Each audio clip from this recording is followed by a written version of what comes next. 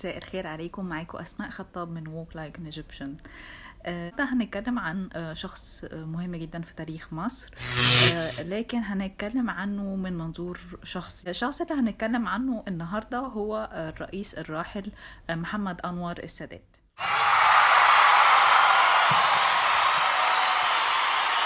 السادات حكم مصر من 1970 لحد 1981. اتوفى في ذكرى حرب 6 أكتوبر. النهاردة مش هنتكلم على السادات من ناحية السياسة ولا الأحداث المختلفة اللي حصلت. احنا هنكتشف شخصية السادات. القصة بتبتدي لما مرة رحت زرت مكتبة الإسكندرية، والكلام ده كان من سنين كتيرة فاتت. فعرفت ان في متحف معمول للسادات، قلت ده الله ظريف نروح اتفرج. فدخلت زرت المتحف السادات، وانا في تخيلي يعني متحف بقى، يعني من ضمن المتاحف. لكن احب اقول لكم ان زيارتي لمتحف السادات في مكتبة الاسكندرية في اليوم ده غيرت حياتي. دخلت المتحف. هو المتحف مش متحف كبير، هو يعني عبارة عن قاعة.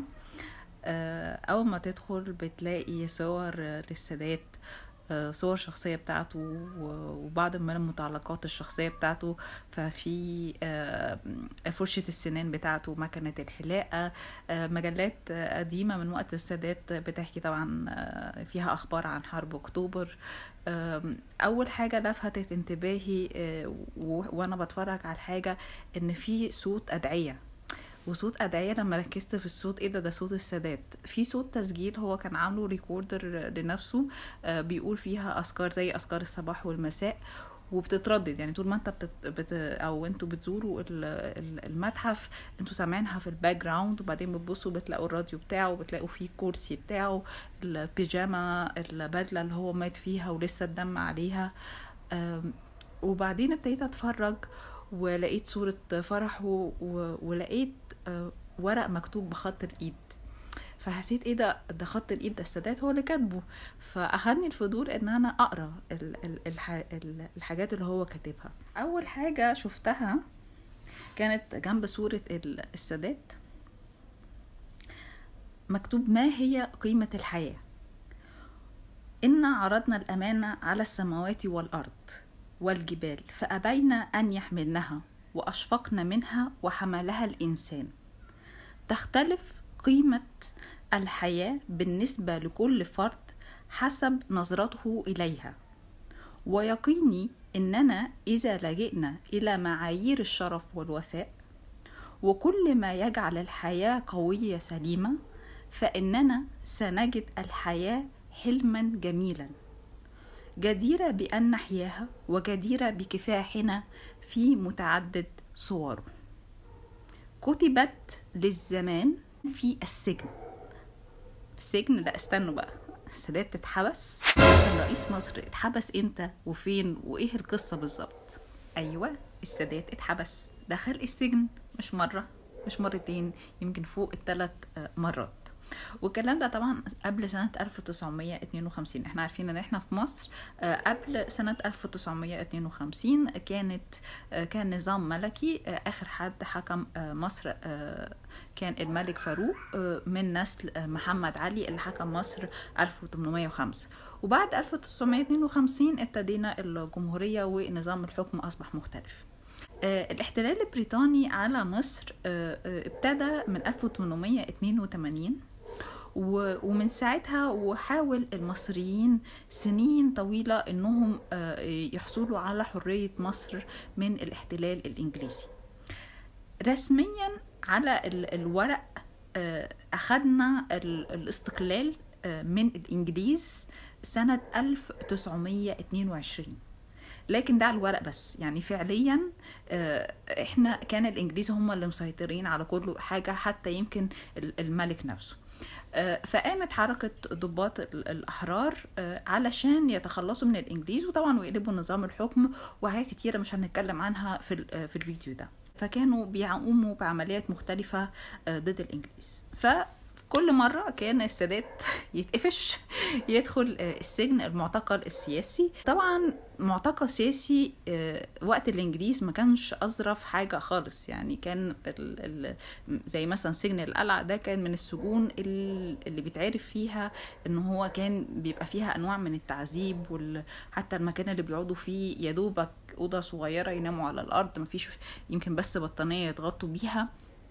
فالسادات دخل السجن كذا مرة، والفترة دي أثرت في حياته بشكل كبير. السادات لما اتحبس سنة 1948 في الزنزانة 54 مر بظروف قاسية جدا قدرت إنها تغيره وتولده من جديد. فنرجع بقى لزيارتي للمتحف السادات في مكتبة الإسكندرية. إني وقعت على ورق مهم جدا. قريت: تبتدئ حياة الأمم العظيمة من بدء استقلالها، وكذلك يبدأ الفرد حياته الشريفة من يوم أن يعلن استقلال نفسه. ومكتوب فوق الكلام ده الزنزانة 54. ورق تاني مكتوب لما كان في السجن، قريته وحسيت ان انا بكتشف السادات من جديد، بكتشف شخص تقدروا ان انتوا تكتشفوا روحه من خلال الورق اللي مكتوب بخط ايده ومكتوب من قلبه. كاتب دستور لحياته، مكتوب: ها انا ذا اعلن استقلالي فيما يلي، فوق 25 نقطة. 1. أعلن استقلالي من الجمهور، فلن أتبع عادة يمارسها ما لم أثق بفائدتها. 2. أعلن استقلالي من شهواتي، فلن أسمح لها بأن تتحكم في، ولست أجهل أن رغباتي وشهواتي هي منبع قوتي، ولكنني إذا خليتها تسيطر علي أتلفتني، فإذا أنا سيطرت عليها انتفعت بها. 3. سأنفي عن نفسي خواطر الخوف، ولن أذكر الله إلا باعتباره صديقا لي، أحبه ولا أخشاه، يسعفني ويخلصني من الورطة، ولن أعتقد البتة إنه عدا جبار منتقم. رقم 4 في دستور حياة السادات اللي كاتبه في السجن. يعني خلينا نفتكر إن الكلام ده السادات كان كاتبه سنة 48، يعني قبل 52، وقبل ما يعرفوا أصلا إن نظام الحكم هيتغير، وقبل ما يعرف ولا كان يحلم إن هو ممكن كان يبقى رئيس للجمهورية.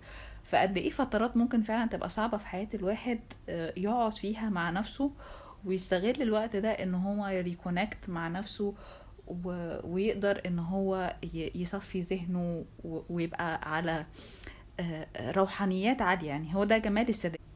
فنرجع بقى للدستور. فمثلا رقم 4 كاتب العطاء، وكاتب أروع وأسعد ما في الحياة إن هو العطاء. وبعدين كاتب كام كود بالإنجليش زي مثلا it's better to die on your feet than to live on your knees. وبعدين كاتب achievement is the only lasting satisfaction in life. وعندنا most sorrow comes from a wrong way of looking at things. ودي مهمة جدا ان احنا يعني اغلبنا متضايق ان احنا محبوسين في البيت، لكن ممكن مثلا نغير تفكيرنا ان احنا لا، احنا مش احنا قاعدين في البيت ومش قادرين نخرج، مش قادرين نروح في حتة عشان نحافظ على صحتنا ونقلل مثلا من اللي بيحصل، لكن ممكن نستغله ان ده وقت ممكن نقرا فيها الكتب الكتيرة اللي عندنا اللي ما قريناهاش، او نتفرج على فيديوز على حاجات كان نفسنا نتعلمها، او حتى تو ريباوند مع العيلة بتاعتنا. يعني نحاول ممكن نغير من تفكيرنا، هو ده اللي بيفرق، تغيير التفكير، احنا شايفين الحاجة ازاي. نرجع بقى للنقط. مثلا نقطة رقم 5 في دستور حياة السادات كاتب: لن أعتقد أن المادة أساس كل شيء في العالم، لأن هذا الاعتقاد ينفي الحب والجمال ويؤكد الشهوة والطمع والقوة والبأس. رقم 6 بيقول: سأغرس في نفسي الإيمان الشامل، فأؤمن بإله يريد الخير للعالم. ودي فعلا حلوة، يعني ان احنا يمكن بنفكر باللي بيحصل دلوقتي ومتضايقين، وممكن تكون مثلا في ناس بتتضرر، لكن في حاجة بوزيتيف بتحصل.